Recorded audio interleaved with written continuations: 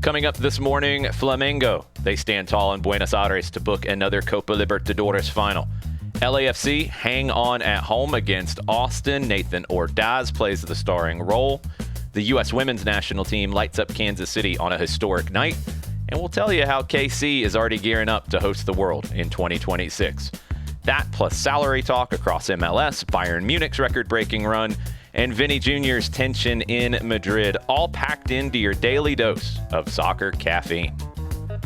The game never stops, neither do we. Welcome to the SDH Network.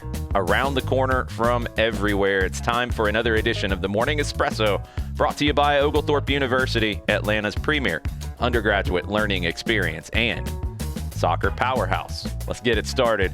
Flamengo, they are headed back to the Copa Libertadores final, holding Racing Club scoreless for a scoreless draw to win 1-0 on aggregate.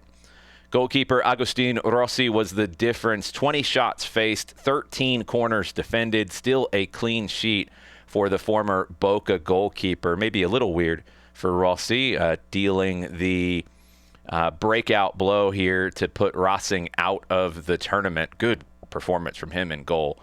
It wasn't always stylish, but it was Flamengo to the core. They were tough, they were resilient, they were opportunistic. They got it done. They'll chase a fourth Libertadores title on November 29th in Lima. They won in 1981, 2019, 2022. The Mingao, if they pull it off, that's 8 South American crowns in the last 9 years for Brazilian clubs. Now, in the other semifinal, Liga de Quito of Ecuador, they hold a 3-0 lead over Palmeiras going into the match tonight in Brazil. No one has ever erased that kind of a margin at this stage of a Copa Libertadores. It would be history if Palmeiras can make it an all-Brazil final. Otherwise, it'll be Ecuador against Brazil in the Copa Libertadores final in Peru later in November. Let's move over to Major League Soccer in playoff action last night. LAFC survived a scare to edge Austin FC 2-1 in Game 1. An early own goal created by Ryan Hollingshead, who always comes up big in the playoffs.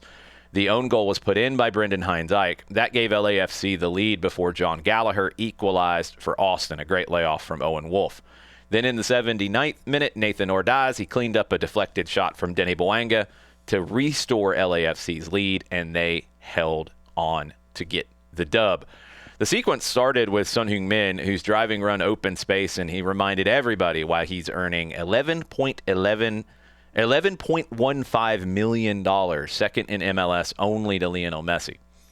They head to Austin on Sunday for Game 2. Austin already beat LAFC twice this year, both 1-0 off of set pieces. They weren't able to find that second goal here to send it to penalties. LAFC gets the win, and they can close the series out in Texas. Let's move into those salaries. We talked about Son Heung-Min. He is second in the league, behind Lionel Messi. No surprise there. Some of the headlines from the latest salary release from the MLS Players Association.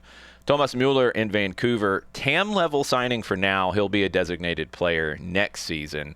Same with Rodrigo De Paul, as the transfer for him to come officially from Atleti to Miami, not on loan like he is right now.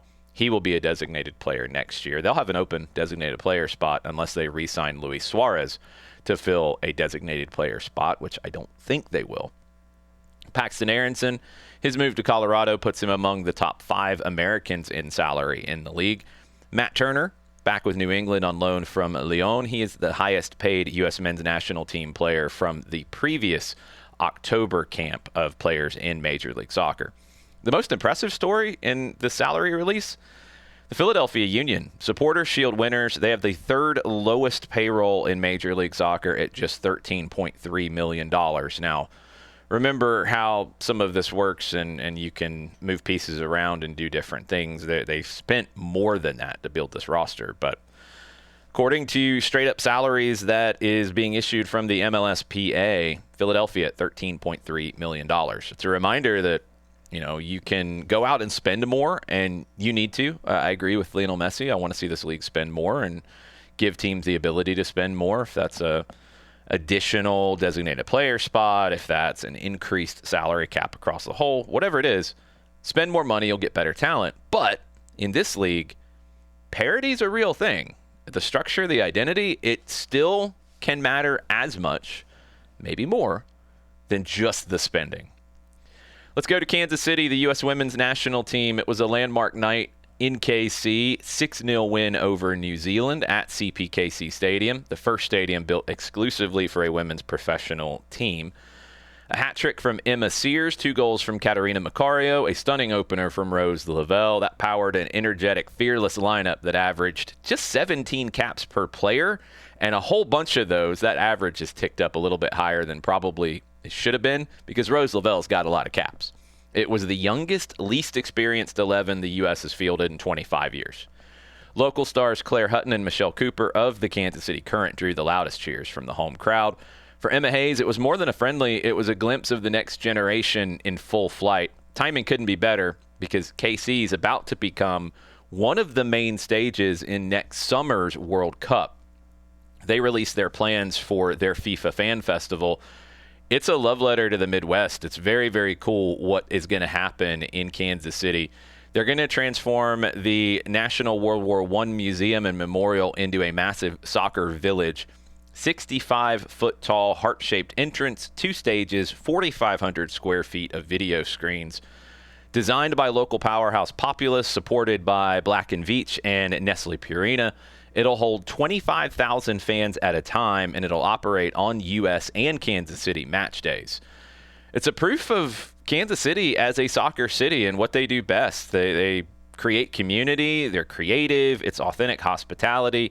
They're setting the tone, I think, for 2026 and setting a really high bar that other host cities are going to try to match. Really excited to see these announcements start to come out. We've had the one from Decatur Watch Fest with Big Boy headlining a free concert to kick off their festival. There's going to be more. I'm excited to see what Atlanta will have going on at Centennial Olympic Park. Some of the other just awesome venues for these fan festivals and just the celebrations of soccer next summer. Cannot wait. Let's go to Germany. Bayern, they made history with their 14th straight win to start the season, a 4-1 German Cup victory over Cologne. Harry Kane scored twice. He has 22 goals in 14 games in all competitions. That's crazy. I had to double check. No, he doesn't.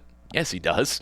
Vincent Kompany's side now owns the best start ever by any club in Europe's top 5 leagues, surpassing Milan's 1992 start. They've been flawless in the Bundesliga, the Cup, the Champions League, ruthless, efficient, hungry for more, exactly what you expect out of Bayern. Vincent Kompany's earned a contract extension. No surprise with that. Some quick hitters from around the world. Let's whip around before we wrap up this edition of the Morning Espresso. Vinicius Jr., he apologized to Real Madrid fans, to the club's leadership, to everybody but his manager, Xabi Alonso, after his outburst in El Clasico. He left Alonso out of the apology, and according to reports, that was not an accident. That was very intentional. He is very upset with the way that Xabi Alonso has treated him, which the way that Xabi Alonso has treated him, to be fully fair here, is he's asked him to defend. He hasn't automatically started him every game, and he has subbed him at times. That doesn't feel disrespectful to me, but I'm just saying. Yeah, it's weird. And some of the talk around this is now saying that some within the club feel that Alonso is being unfair to Vinicius Jr., which I think is crazy. Vinicius Jr. now has to really figure out how to navigate all of this, and he's going to use the media to do it. And it's going to become a tabloid storyline because he wants a new contract. He wants to be paid Kylian Mbappe money. So far, the club has been resistant to that. I would think that these kinds of things would make it less likely that he would get the support he needs from within the club to make the money that he wants to make. Maybe I'm wrong. Maybe he's going to play this and make it happen. We're going to find out. There's a lot of talk right now about Real Madrid and what's going on behind the scenes, that Xabi Alonso is very demanding of the players, more demanding than Carlo Ancelotti was. Things that are kind of basic in what he's asking players to do, they haven't been asked to do in quite a while, and they're struggling. They're they're struggling with kind of handling it and handling the demands. It reminds me a little bit of some of the talk that came out after the fact about Frank Rijkaard and Barcelona after they won the Champions League and had so much success that the demands from the coaching staff dropped and the players took advantage of that. And they were still really good for a period of time, and then it fell off big time. I'm curious to see with Real Madrid because, Xabi Alonso hasn't been there very long. Is this going to become a bigger thing? The Spanish media is definitely going to try to make it a bigger thing. We will see. Keep an eye on the chatter out of Real Madrid, that dressing room, Vinny Jr. Xabi Alonso is going to try to stay above the fray. He'll be speaking to the media here ahead of this weekend's matches. I'm really curious to see what he has to say. It's going to be fascinating. Let's go to Utah. Jason Kreis, U.S. soccer legend. I think, RSL, MLS legend. Somebody who didn't have a lot of time with the U.S. men's national team, but one of the best players in MLS history, a great coach who's won MLS Cup. He was promoted to president of soccer operations for Real Salt Lake and the Utah Royals. He's been with the club in a kind of front office executive capacity for a few years now after his coaching career has kind of come to a halt. Good spot for him. He's beloved in Utah and in Salt Lake City. I think this is a really good fit for Jason Kreis. Excited to see what he can do with RSL and the Utah Royals. Some financials have come out in a few different places. U.S. Soccer, their revenues nearly doubled to $264 million, boosted by sponsorships, boosted by things around the National Training Center in Fayetteville, also bonds issued by Fayette County for building the National Training Center, which is coming together super quickly. It should be up and running and functional. I've heard April, maybe early May. It will be used by the U.S. men's national team ahead of the World Cup next summer. PSG, they posted record earnings of 837 million euros following their hugely successful year that had a Champions League triumph and a whole lot of other trophies attached to it. It's been interesting to watch PSG's rise, and we had them here in Atlanta for Club World Cup, and talking to David Butler, their English language host, and kind of getting a good feel for where things are, not just on the field, because I love the way that they play. I've loved Luis Enrique and how he is taking some of the classic Barcelona ideals and updating them for modern times and the modern game. So I love the way they play, but seeing how they have figured out maybe how to break through in some places. The marketing is impressive. The partnership with Jordan Brand and Nike is extremely impressive.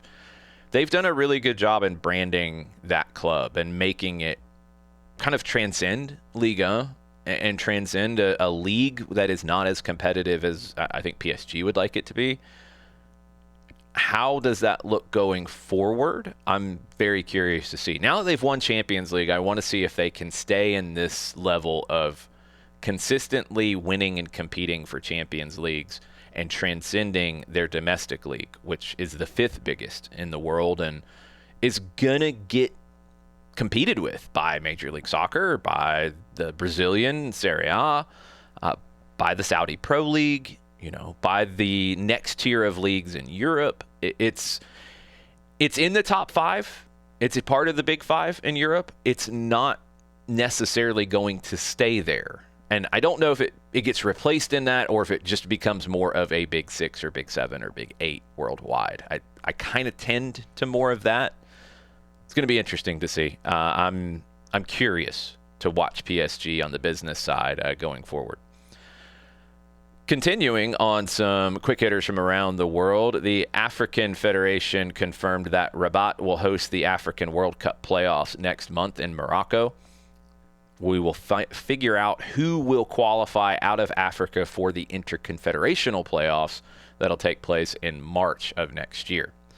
AB InBev, you know them as Budweiser, they are in line to replace Heineken as the Champions League beer sponsor starting in 2027, worth nearly 200 million euros a season.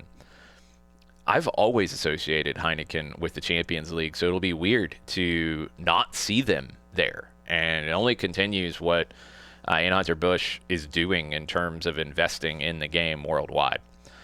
IFAB, they are exploring expanding VAR use a little bit, giving them the ability to overturn second yellow cards, which I agree with. I think that should be something that gets reviewed because it results in a red.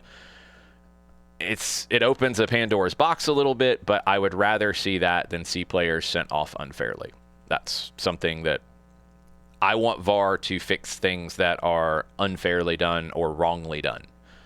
Sending somebody off wrongly for a poor second yellow, yes, I agree with that being looked at by video assistant referees. Avram Grant, he was let go as Zambia's coach weeks before AFCON. Poor qualifying run in the World Cup qualifying. They did not get out of their group. He will not be there at the AFCON tournament coming up here in about 6 weeks' time. Cabo Verde, their women's team qualified for the women's AFCON for the first time. What a run for football in Cabo Verde.